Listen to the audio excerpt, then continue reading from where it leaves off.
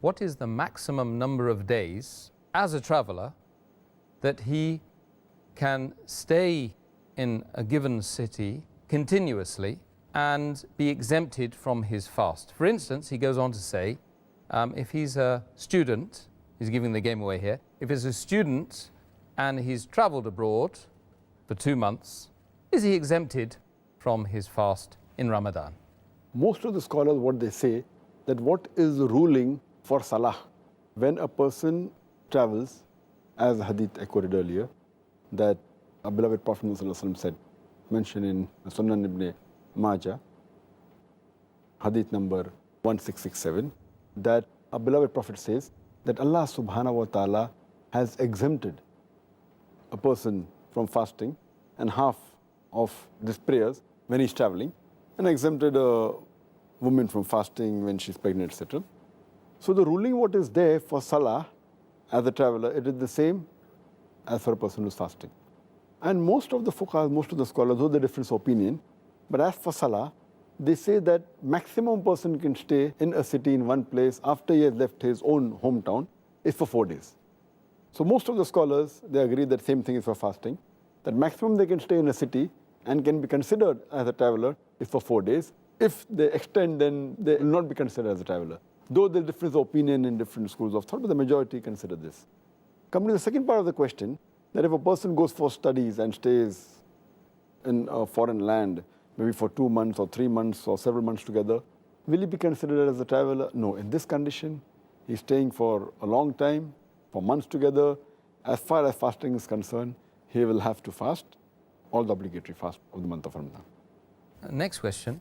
If a fasting person, he's been fasting the whole day, decides to travel in the afternoon, he starts his travel in the afternoon, is it compulsory on him to break his fast, or is it optional? What is the best solution for him? If a person starts the travel midday or in the afternoon, and if he's in the hometown till afternoon, it becomes fard for him to keep the fast at least till that time. Only time a traveler is permitted to break the fast is when he leaves the hometown.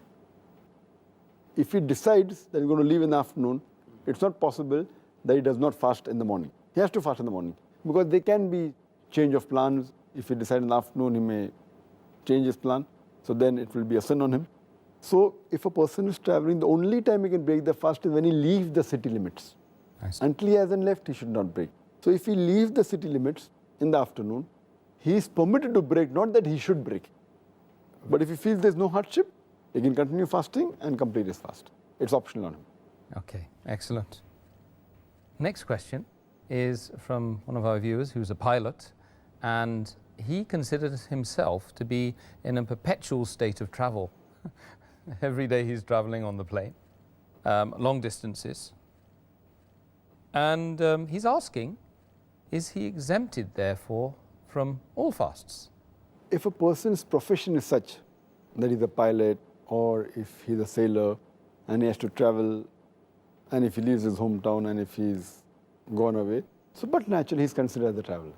He's exempted from fasting, but he has to make up his fast before the next of Ramadan. So if he travels a lot, then he'll have to fast in the holidays, whatever holidays he gets, and when he's stationed in hometown. So if he does not want to fast, he's exempted because he's considered as a traveler, but he'll have to make up the fast as soon as possible before the next Ramadan. Unless he's traveling on a very long flight, maybe from India to New York, which is more than 12 hours. But if the flight is a short flight, I don't think so there'll be problem.